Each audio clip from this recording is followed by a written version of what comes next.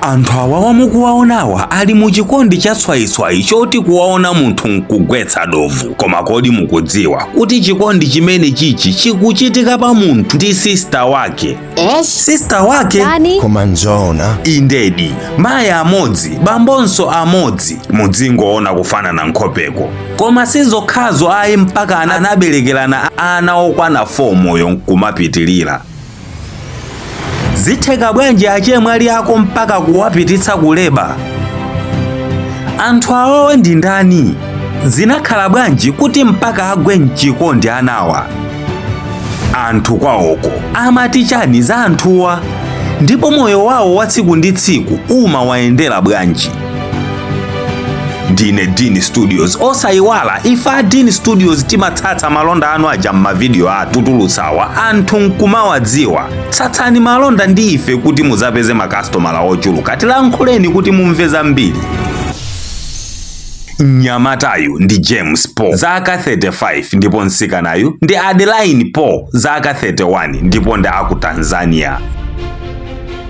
Adeline sikuti anangobadwa nkuzaberekera brother wake ana dziko lyayi. Adeline poyambapo anabadwa zabwinobwino monga muja momwe mwana aliyense abadwira nkumakula. Anawa anabadwa mu banja la bambo ndi mayi omwe anawa ali achichepere. Makolo onse anamwalira ndipo atamwalira mnyamata anatengedwa ndi anti awo nkumakaleredwa. Kwinaku mtsikana nkutengedwa ndi agogo awo akazi moyo nkumapitilira. Vuto lalikulu ndiloti mafamili awawa anali osagwirizana muzochitika. Anali anthu ochepa koma osayenderana, otayana, ndipo ana amakula osadziwa kanthu zoti kuli m'bale wawo. Mamuna anapita kuchimuna kwa anti, mkazi kuchikazi kwa agogo.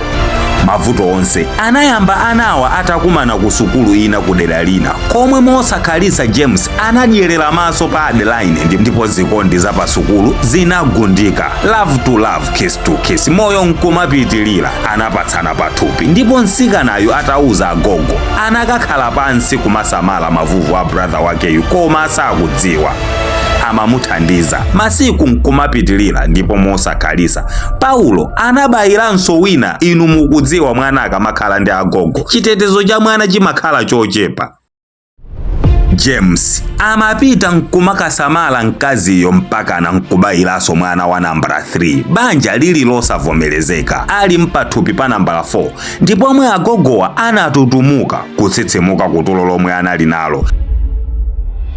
Nati akulu apano mukatenge akwanu mufunsire banja muzikhala mwa ufulu osati mozemba. Ndipo mweno Paulo anakauza anti ake za nkhani. Anapanga zokumana mafamily ndikomwe anti anati inutu ndi munthu ndi mulungu wake osati nsowamba koma bambo mmodzi komanso mayi mmodzi. Patsikuli anthu anagwidwa njakata poona kuti atani zinthu zatani kale.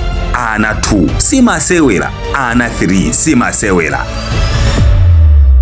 Aola bwanji maze atatayika kale padoti alowa pansi. Analibe chochita china koma kumanga banjalo. Pachiyambipo anawa ati zinali zovuta kukhala mokondwa atamva kuti ndi m'bale wawo koma akanatani zinthu zitatani kale. Anayamba kukhala mokondwa nkuyiwala zonse. Anthu anawanena kuwasambula koma iwo ati sangasiyane poti zinachitika izizi iwo asakudziwa kanthu. Koma langizo ndilopita kwa makolo omwe amayesesa kuwasiyanisa ana oti mpachibale kuti azitha kudziwana, azitha kuwadziwisa anawo za abale omwe ali nawo kuti enanso kwina kwake zisazachitikenso izi zomwe zinachitikira James komanso Adeline.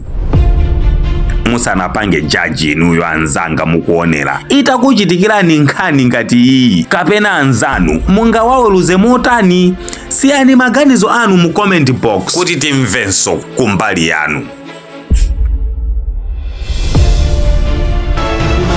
Moyo wanu misala, mauka, zokandakanda pathupi, ilikango, khunyu, zambiri za mmabanja, BP, mmimba mumakuvutani, mamuna kapena mkazi sakubereka kupita pachabe mkazi akayima ndi zina zochuluka zomwe sindingatchule apapa. Inutu musavutike kamba kuti ku John Konko kuli dokotala lake yemwe amakuthandizani mmavuto anuwa mophweka. Amayenda dera lina lililonse ku John Konko. Ayimbireni olo alankhuleni pa WhatsApp pa 07437803321 kapena 0782023773.